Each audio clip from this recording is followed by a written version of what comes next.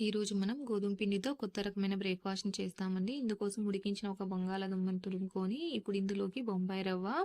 ఉల్లిపాయలు, తురుముకున్న carrot, cut చేసుకున్న capsicum, పచ్చిమిర్చిని,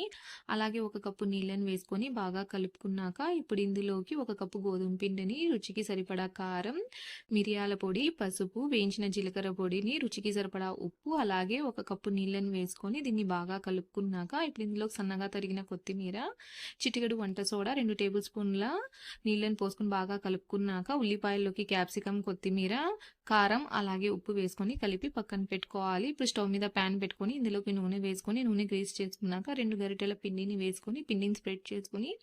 పైనుంచి కలిపి పెట్టుకున్న ఆనియన్స్‌ని వేసుకొని, ఇప్పుడు చిల్లీ ఫ్లేక్స్ కూడా వేసుకొని మూత పెట్టేసి 4 నిమిషాలు కాల్చుకోవాలి. 4 నిమిషాల తర్వాత ఇంకొక వైపుకి తిప్పుకొని, నూనె వేసి ఇంకొక 2 నిమిషాలు కాల్చుకొని తీసుకుంటే ఎంతో టేస్టీగా ఉండే మన బ్రేక్‌ఫాస్ట్ రెసిపీ రెడీ.